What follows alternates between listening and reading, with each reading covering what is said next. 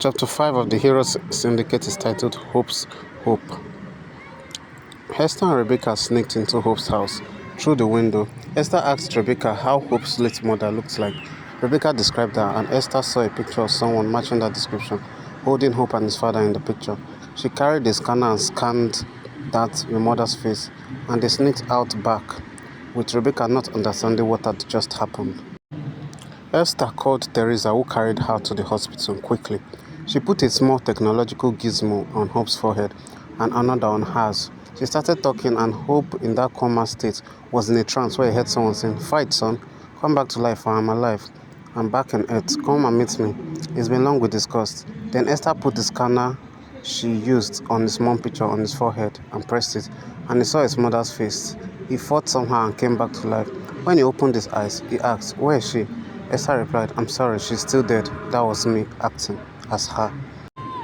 Hope was hungry, but he waited till the hospital cleared him. The next day, he went to Esther in the syndicate hall and shouted at her that the power stuff must have amplified her brain, but it took away a small emotion she had left.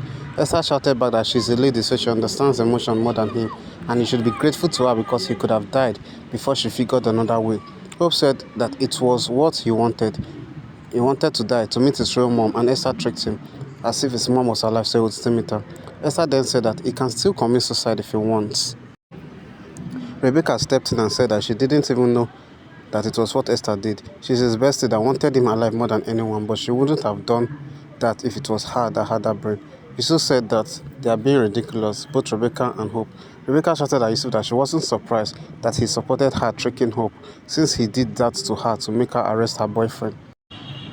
Yusuf replied that she shouldn't even talk because she dated the killer and villain and allowed love blinded her, that a boyfriend poisoned Hope, so she should be blamed indirectly, and that the boyfriend, he has redeemed the boyfriend when even her, his ex-girlfriend, whom he actually couldn't even convince him to quit the villain syndicate. Leo then entered and said he hadn't even really killed anyone. It was the past leader that had killed someone. Rebecca saw him. Then Hope said, "Enough. I quit the Hero Syndicate." Rebecca too wanted to quit, but Leo immediately dragged her outside and said, "We need to talk." Rebecca responded, "You have 5 minutes, and if you say nonsense, I will laser you till you are like fried plantain." They started talking. Rejoice said that she would talk to Hope, but Yusuf said that he or she shouldn't beg anyone, because you should know why you are here, and you should want to be here, not someone else just controlling it. You must want it. Hope went home, and his father came in with a videotape and said, "I think I should give you this before your mom died from cancer. She made this for you and told me to give you only when you are ready. I think you are. I would leave you alone to watch it." The videotape was played, and the mother sent in the tape while in the hospital with her hospital clothes. "Hope, I know you are watching this, and you are probably still sad, because if you are seeing this, then I've died for long. Please don't mourn me anymore. I want you to live. Love, really live the way you want, live long, and don't let my grave hold you down. Also, save people if you can, so that their children or them won't go through the pain you must have been going through," which I assume. Hope called Teresa. "Please take me back in time to when her cancer was just beginning. Maybe we can stop it and solve it." Teresa then said, "No. What if things get worse? You know how time travel is. What if your case is better, but somehow it became worse for you or for us?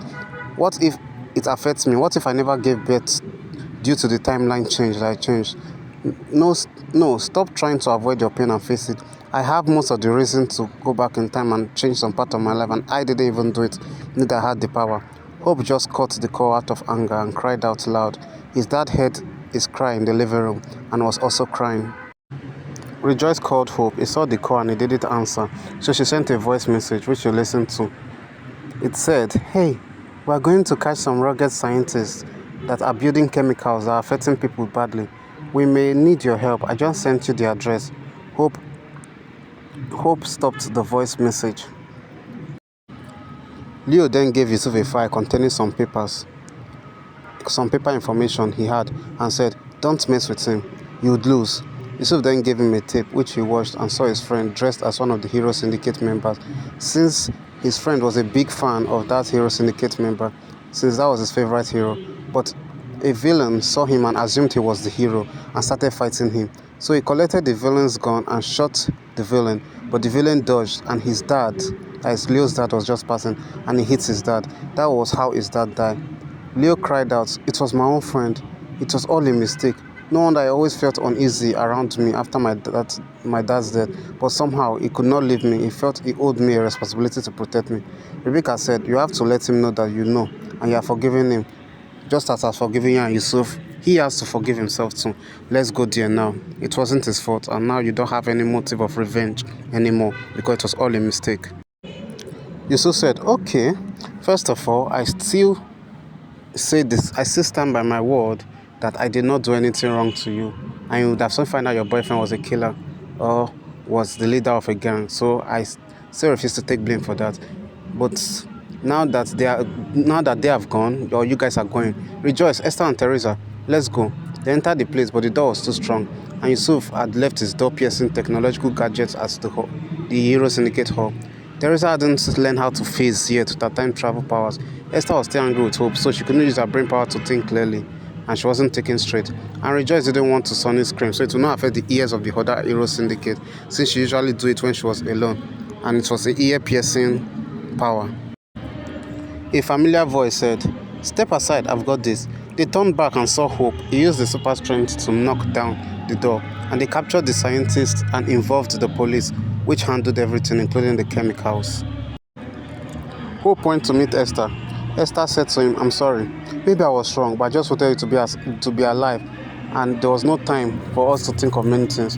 Maybe I should have still continued thinking. Maybe another idea could have dropped in after I had the brain for that and the power for that. But I just wanted you to be alive as soon as possible. So I used the first idea that entered my head." Hope then interrupted and said, "Esther, you got me to see my mother again, and I didn't even die to do that. Even my bestie couldn't do that, and she would have wanted to do that if she can, to stop me from feeling miserable, as I always do. You helped me to be alive when even I couldn't or wouldn't want to. I owe you my life. I love my mom, but my mom also loves me so much as I want to meet her, which means she wants me to be alive and do things well while being on earth, the way I want to meet her and be there to meet her. And today I was reminded of that, which is to let other people feel safe and not as helpless and miserable as I was. After all, that is her wish, and anytime I do that, it's like she's right there with me, saying she's proud of me. And thanks to you, I get to continue helping her live through my actions, meaning if I stop or if I die, it will look like she died again. This time to be my fault, since I was the one that wanted to somehow die after the flower sniffing. To look like this time it wasn't Casa, but me that love her was the one that killed her, which was the thing I didn't even want or I regretted from the beginning.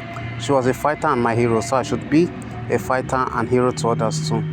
To others, and I don't need their thank yous or acknowledgement. That is why I joined the Hero Syndicate, or should I say Hero Family. So thank you, Esther. In fact, try not to enter into any trouble, because I would stop at nothing to rescue you, and that is not even enough to repay you. But I believe you can handle yourself with that powerful brain of yours, as you helped me." Esther was happy and said, "Hey, I'm smiling. Guess I have emotions after all."